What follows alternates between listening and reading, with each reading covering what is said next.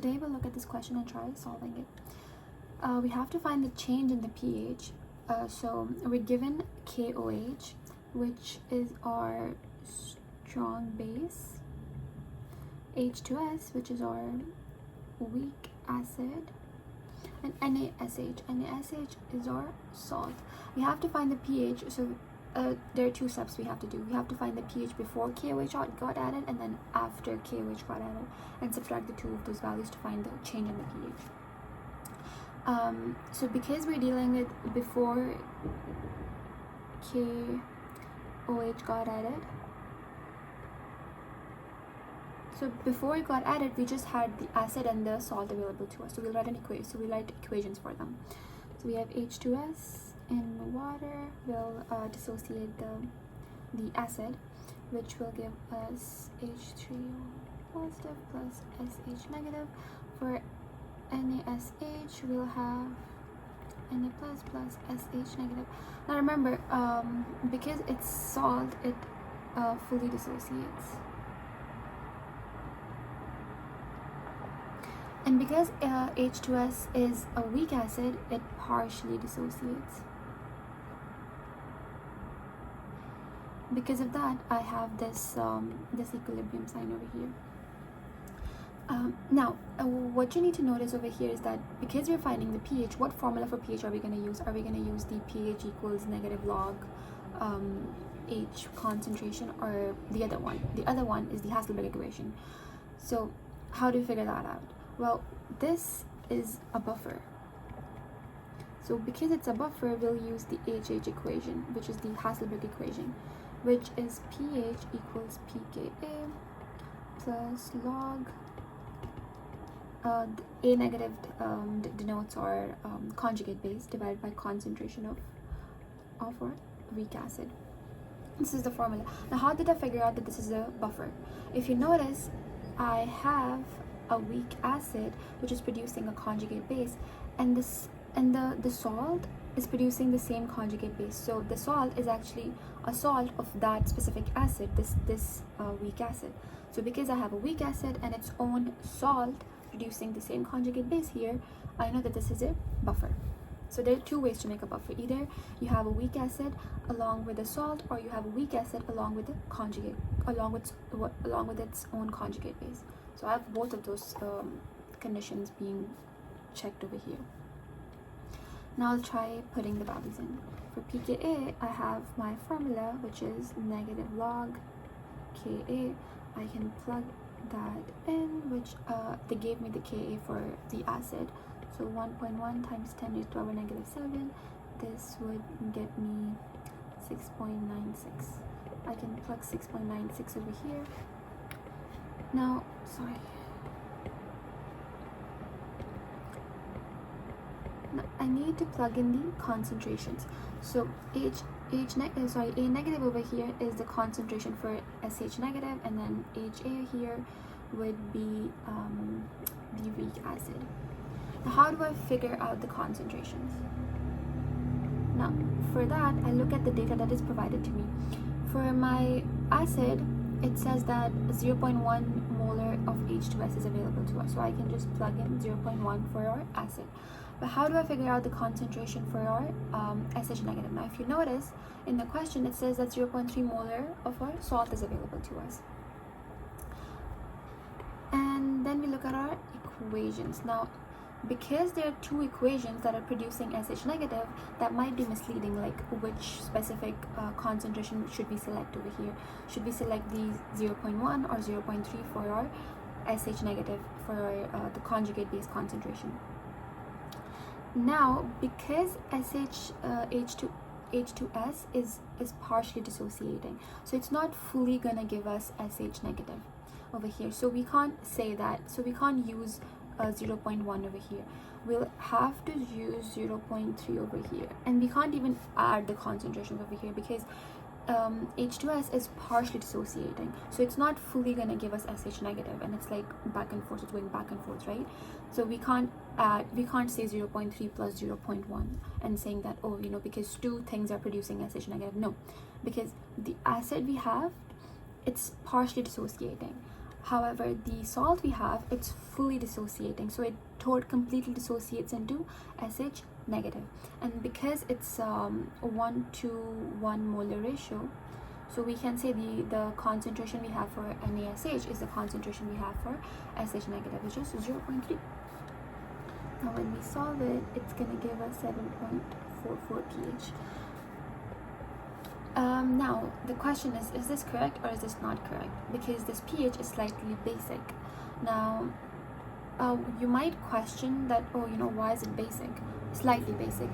Although we're producing H3O positive over here, which is also interchangeable with H positive, so it might give the idea that you should have a acidic pH. But why do we have a basic pH? Well, the reason why we have a slightly basic pH is because of our concentrations. If you look at the acid, the concentration for our acid was 0.1, but for our conjugate base, our concentration was 0.3, which is a lot more than 0.1. So because the our base over here is more concentrated, that's why we got a slightly basic pH, regardless of the fact that we were producing a H positive over here. And then yet again, it's a weak acid. It's fully going to dissociate into that. Now we're done with the before KOH part. Now we're gonna figure out what happens after we add KOH.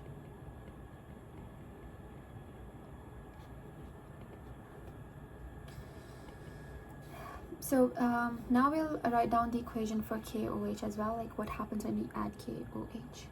So we can say that because we have our acid and then we have our OH negative ions, it's fully gonna dissociate into SH negative plus H2O. Now you could also write down the equation for KOH. It doesn't matter if you don't want to, that's okay. But if you want to, you can just write it down. So if you notice, I didn't write KOH over here. I just wrote OH negative over here. Why? Because KOH is a strong base, so it fully dissociates. So we can just straight up use OH negative ions over here. But because we have a weak acid, I cannot just use H positive to denote my acid. I can't do that because it partially dissociates a weak acid.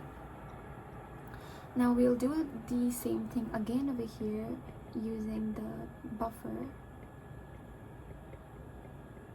Now another question is, why am I again using the equation for the Henderson equation over here? Well, because I have my acid and it's a weak acid, it's producing its own conjugate base. That's why. When I say its own conjugate base, it's like, so let's think about acetic acid over here, which is this. If you have a solution that has acetic acid in it, but it also has this, which is the conjugate base to this acid, that means that specific solution would be a buffer. So over here, I have a weak acid which is producing its own conjugate base, so it's a buffer. Okay, so now we'll start plugging the values in. So pKa over here would be the same as before that we just solved here. So 6.96, you can just straight up plug it in, plus log concentrations. Now this part is a little bit tricky.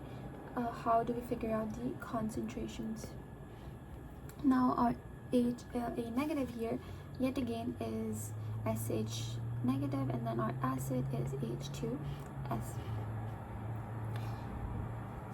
So now if I look at the data that is provided to me, I'll notice that KOH is 0.05 mole. But the fact that everything is happening in the same container, which is 1 liters. So although over here it's concentration, like this brackets that denote concentrations, I don't really need the concentrations. I can just straight up use the moles as well, because the volume is the common denominator in all of this.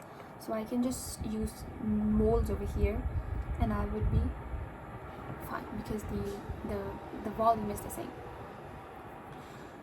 So I'll start with finding out the concentration for SH negative over here. Now if I notice that if I look at this equation here, the moles I have for KOH would be the moles I have for OH over here. So that means that KOH is 0.050 molar. So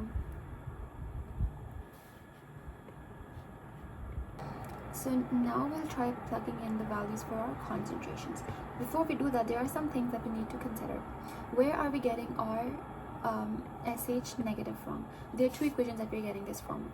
One of them is when we added our KOH, and the other one is when we had our salt, the salt equation that we had, not the acid equation. Why? Because although our acid equation is producing SH negative over here, but we can't consider that is because it's a partial dissociating acid, it's a weak acid. So the amount of SH negative it's producing is not enough for us to consider it. However, our salt is fully dissociating, so the amount of SH negative it's producing, we have to consider that. Similarly, when we added our base, it's fully dissociating, so we have to consider the SH negative that is being produced due to the presence of our base. So we'll first consider, so there are two concentrations for SH negative over here that we have to plug in. So first we'll plug in the concentration that is coming from our salt. So because the molar ratio for NaSH to SH negative is 1:1, because NaSH is 0.3, we can say our SH negative, it's also 0.3. Now I'll write down the concentration that is due to the presence of our base. Now our base is 0.05 moles of KOH inside a 0.1 liter container. What I'll do is that if this is 0.05, this is also going to be 0.05. Is it or is it not? Well, let's look at it. First, I know that all of them are 1:1 ratio. What's the amount of moles I have for OH negative? 0.05.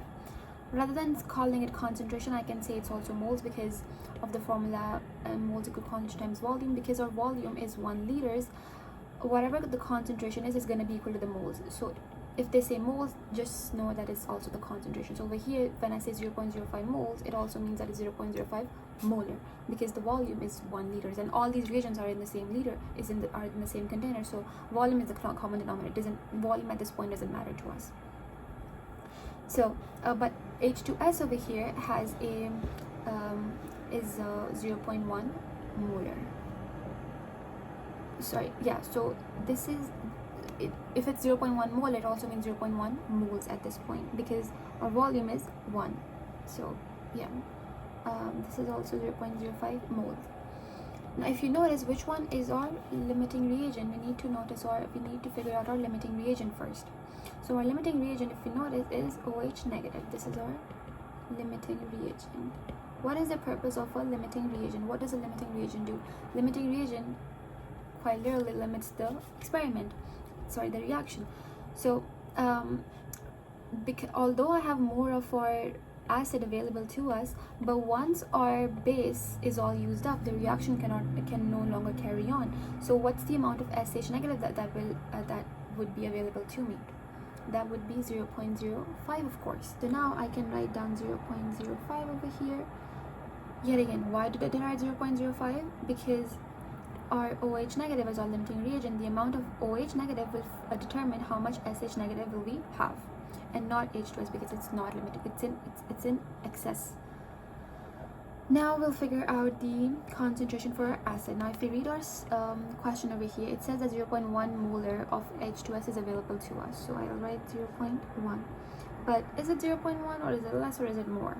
It's less than 0.01. It would be, suppose 0.1 subtract 0.05. And why did I do that? Well, I have to take in consideration this equation. I have OH negative available to me. OH negative is a limiting reagent. So once this gets used up, my reaction would stop. My reaction would stop occurring. So that means that the moles I have for H2S are 0.1 and minus 0.05 because 1:1 ratio, right? 1:1 ratio, right? So the amount of OH negative that is getting used is equal to the amount of moles that would be that would be getting used for H2S as well. So I can just say 0.1 minus 0.5, which will give me 0.5, and that is what I did over here. So this would be 0.05, but I just wrote 0.1 minus 0.05. So this is the amount that would be left. And then I can just write down the pH, which would be around 7.8. So because it asked us the change in the pH, that would be after minus before. This gives us 0.36, and that's the delta pH. That's all.